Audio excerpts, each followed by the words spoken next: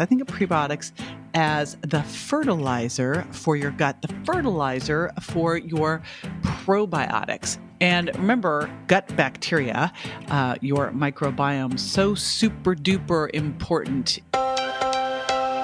Here's JJ Virgin, triple board certified nutrition and fitness expert and 4-time New York Times best-selling author.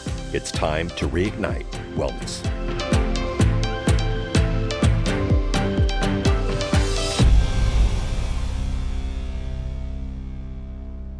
Hey, it's JJ, and welcome to this week's podcast.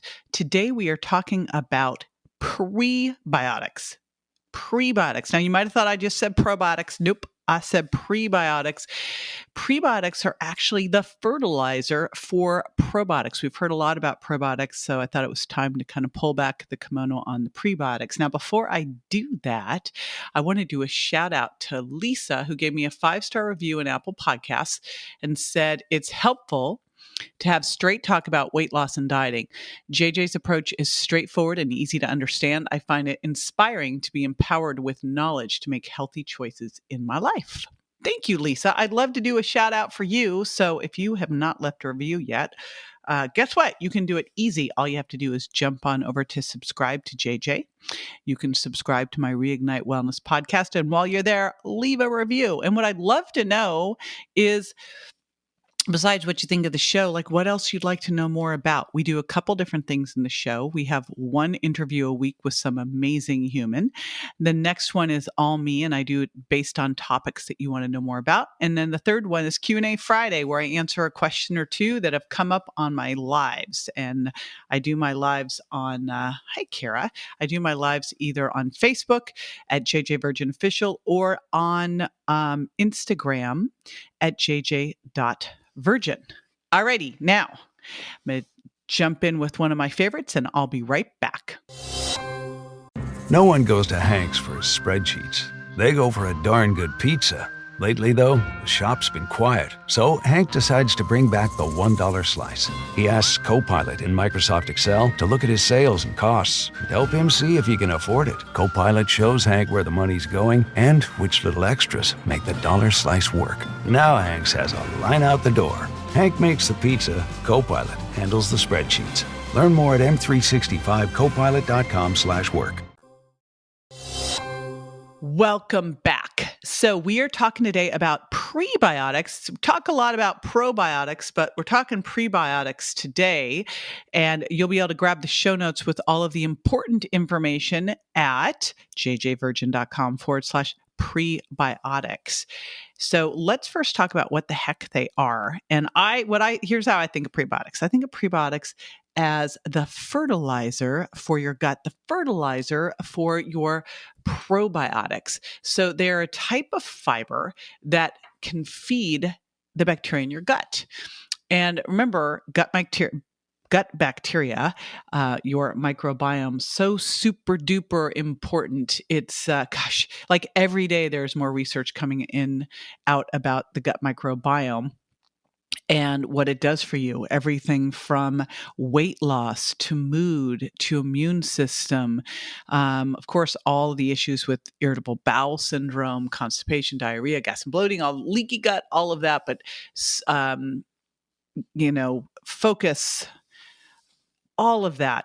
Gut microbiome, super duper important. So obviously, if things are not going well in your gut microbiome, you will have issues. And again, any of those things I just listed, if you've got a microbiome that's out of balance, and I first started to notice this when I was working a lot in the field of overcoming weight loss resistance, one of the areas I focused on was microbiome, and the studies started to come out of this imbalance of two phyla, Firmicutes and Bacteroides. And if they were out of balance, you would gain weight. And I'm like, wow, that is crazy. So, and that was just the tip of the microbiome iceberg. So what's cool about prebiotics is they can prevent the overgrowth of bad bacteria and help you lose weight and reduce your risk of obesity and other metabolic disorders. How awesome is that? They are fermented in the large intestine to create short-chain fatty acids, which then cross the blood-brain barrier easier. Now, this is important because, again, we're going to create those short-chain fatty acids. I'm going to talk next about those benefits, but here is what's important about that? That can make you a little gassy. One of the things you're going to notice as we talk about the foods that are prebiotic foods is that these tend to be some of the foods that might give you a little bit of gas. And we'll talk about how to use these so that that does not become a big problem. But some of the benefits of short chain fatty acids from prebiotics, and I'm going to actually read some of these studies over here. There was a study done by McLaughlin et al. On reducing inflammation, and it showed that short chain fatty acids change how the cells communicate with the body and help cut down on system-wide inflammation. In fact, they did a review of 68 different studies, and they all showed the same results, that inflammation is reduced with prebiotics and short chain fatty acids.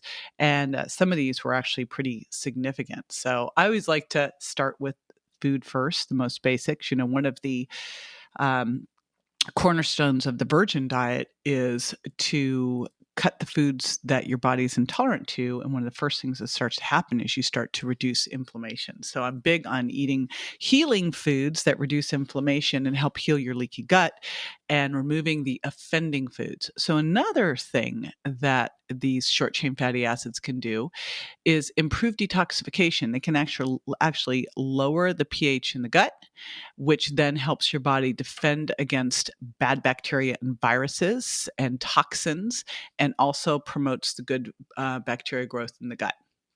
Next one, and this again, of course, is a big part of the virgin diet, is leaky gut. And we now know that leaky gut is really common, happens for a variety of reasons. It's where your gut wall becomes more permeable than it should be, and then allows food, usually things that have not been digested well due to low stomach acid, poor eating habits, etc. And then these pass out into circulation, and your body triggers an immune response. It can happen due to stress, gluten, fructose, medications, and etc. So one of the things that we know now is prebiotics, and then the short chain fatty acids that they make, can help prevent leaky gut, which is super cool, because they help keep the gut wall strong, tight, and regular. There's these tight junctions in the gut. If they become loose, that's leaky gut. You want to keep them tight and strong. And it is when prebiotics ferment in the gut that helps create these benefits. And when you have really tight junctions, that keeps the poorly digested food secure in the intestines and not out wandering about into general circulation where it shouldn't be, wreaking havoc, creating problems, creating chaos, which is what we do not want to have happen. All right, next one. Prebiotics. That was a little green tea sip. By the way, green tea actually feeds the good bacteria in the gut too. And I try to drink 64 ounces of it a day, because that is what the studies usually show, is 64 ounces. So it's a lot of green tea. So you can also take green tea capsules, but I think that if we drink green tea, and I love Peak tea, where you can use the powder because it's very high in the catechins. It's a great way to do it. We'll put a link at jjvirgin.com/prebiotics for that as well. Shout out to my buddies over at Peak. All right. So next thing is short chain fatty acids can enhance mineral absorption and can also strengthen, which of course then would strengthen bones and teeth. They did a study of pubertal, I was like, what is that word? Pubertal adolescence. Is that adolescence in the middle of puberty? Gosh, I'm glad I'm through that with my kids. It was found that the group who took the prebiotics were able to absorb more calcium than the control group, and that daily consumption of prebiotics can help with calcium absorption, which increased bone mineralization and bone density. All right. Next study shows that prebiotics can protect against major diseases. Couple things that are super cool here, and this one especially, is that short chain fatty acids made from prebiotics are shown to reduce blood glucose levels. And they do this, they control and reduce blood glucose levels by decreasing inflammation that causes insulin resistance. And that also they do this by reducing the release of, stimulating the release of insulin. They also were found to kill colon cancer cells and fuel healthy cells.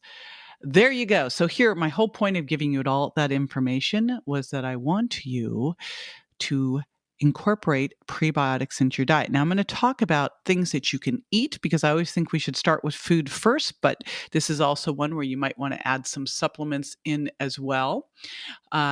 Here's a great supplement. I have these dark chocolate coconut fiber bars that are rich in prebiotics. So there's a yummy way to take your prebiotics. There you go. And also my probiotic supplement's actually a prebiotic bacteriophage and probiotic supplement. It's called Microbiome Balance. We'll put both of those again in the show notes. Let's talk about some different foods that you can eat. Now, here's the thing. And prebiotics are all fiber foods, and the average person gets somewhere between 5 and 14 grams of fiber a day. Reality is, that's a lame amount of fiber. Okay. We want to get somewhere 35 grams or more. My goal is 50 plus. But if you've been eating very little fiber, you don't want to go from eating little fiber to loads of fiber overnight. I will get meanie poo comments, I am sure, on my on my social media if you do that. So don't do that. I'm telling you not to. I'm telling you to bring it up over time, not overnight. And so what you want to do is wherever you are, we're just going to start adding more and more and more fiber in, but over time. And every time you increase your fiber, you know what else you need to increase? Your water, your fluids, of course, in between your meals. Now, here's what's cool. A lot of these things I'm gonna list in here right now. Of course, these are all high in fiber and all yummy foods. Like I'm not saying, hey, now we're going to be living on kale.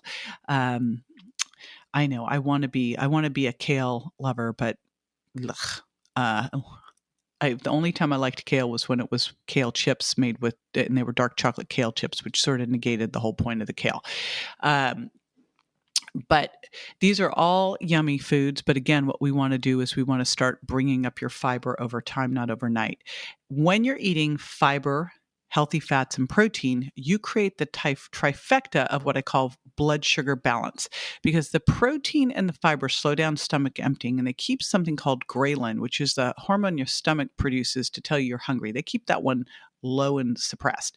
And then the fat works in the small intestine to trigger the release of some chemicals to tell your brain that you're full, that you're satiated. So this all works together. The fiber is a key important part of helping you stay fuller longer, of helping you be satiated, along with all those other awesome health benefits that we have. So you're going to want to specifically look at these types of foods because they're so helpful. Coconut, of course, being one of them. And that's why I did a shout out for my dark chocolate coconut fiber bars. They are a great source of prebiotics, 11 grams of fiber in there. But also, of course, coconut, we know, is antibacterial, antifungal, antiviral, and the MCTs in there are an easily burned fuel. So they are great for energy and focus. So coconut is one of them. And then oats are another one. Oats are a pretty exciting food. They're rich in beta glucan. They're great for lowering cholesterol. But again, you want to make sure you're not making a good thing bad by getting those like quick ones with the sugar added. Cacao, and I will include in the show notes at jjvirgin.com/prebiotics, I'll include my dark chocolate coconut avocado mousse, because that has got cacao nibs in it, and cacao is a great one. Onions are another great ones, onions and garlic. Shout out to my son, Bryce Virgin, the awesome chef who uses a load of garlic and onions in his food. I keep some red onions cut so that I throw them on my salad, and we add a lot of onions and garlic into our stir fries. Sadly, I'm one of those people, if I eat garlic, everyone in the close, like probably the neighbors next door know that I ate it. So I proceed with caution. Next one, a little other shout out for onions, because onions have quercetin. They are natural antihistamine, especially red onions, super good. And of course, these are also great detoxifying vegetables as well, onions and garlic. So double whammy. All these foods I'm listing have so many other things besides just the prebiotics that make them awesome. All right. Then garlic, of course, is also an antibacterial. It's another one that can really protect your gut. If you are having to take antibiotics for some reason, garlic can jump in there and, protect your gut while you're doing the antibiotic therapy. Asparagus, Dandelion greens. That's when my son Grant, we just gave him a little bit of a heads up that dandelion greens needed to be a part of his diet. Legumes, beans and lentils. And here's one trick I learned from my buddy, Dr. Alan Christensen, Dr. C, as we know him. And I wrote about this in the Sugar Impact Diet, is when you're starting to eat legumes, because in the Sugar Impact Diet, as I really started to study carbohydrates, sugars, what we should be eating, then what I realized was legumes are just, I call myself kind of paleo plus. And legumes are an amazing food. But if you just start, you say, hey, JJ, this is awesome. I'm going to start eating a load of legumes. You will be mad at me tomorrow. So what you do instead is you condition your gut for about a week with a tablespoon of legumes a day. And this is one of those foods that if you can, you rotate in, say, some hummus one day, and then some black bean soup the next, and then some lentils the next, and rotate in these beans, but keep them more consistent, and you won't tend to have that gassy gas. And of course, there's always Beano. All right. And then cooked chilled potatoes. So remember, we're really looking at resistant starch when we're looking at potatoes. And so that is where green bananas and cold chilled potatoes are higher in that resistant starch. And apples. Now, very important, apples are an amazing food. Apple juice is a rotten food. Apple juice takes all the great fiber, all the pectins out, and just leaves you basically a soda. It's got more fructose in it than a regular soda. So this is not what you want to have, but apples have great prebiotic fibers, great pectins, so they're amazing. So there you go on that. All right. So after the break, I'm just going to give you a little bit of a here's what you need to do next. So stay with me. All right, welcome back. So glad to have you with me today. I want to remind you again, if you've not yet subscribed, here you go. Subscribe to jj.com. It doesn't get easier than that. While you're there, I would love to shout you out to everybody and thank you for leaving a review. So I'd love to read your review online. And we scour the reviews for topics that we can do shows around. So if there's a guest you'd love to hear from, if there's a topic you'd like to know more about, make sure you leave that in the review as well. I want to give you just a summary for today because I've built the case to make sure that you're adding prebiotics into your diet. Now, I always like to start first with diet. And so I gave you all the great foods that you can start incorporating in. And again, the big takeaway here is do that over time, not overnight. And really important, the first step we really should be doing in diet. Everybody always looks at what they should take out. I think the first thing we always have to look at is what should we put in? How do we upgrade our diet? Let's do that first. So again, those foods were, and we'll have this list in the show notes at jjvirgin.com. Those foods are oats, cacao, onions, garlic, coconut, asparagus, dandelion greens, legumes, chilled potatoes, and apples.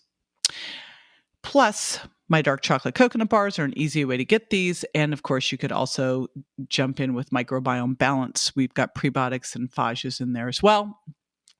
So let's look at how you can incorporate more prebiotics because the prebiotics, again, feed the probiotics. So super important there.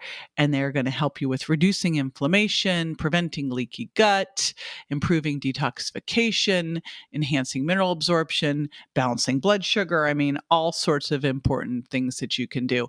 We will also put at jjvirgin.com/prebiotics, we will put our gut health guide in our leaky gut blog post. So lots of resources there, and I will see you next time. And again, love to shout you out. So if you haven't yet, subscribe to JJ, leave a review, and I will see you soon. Bye.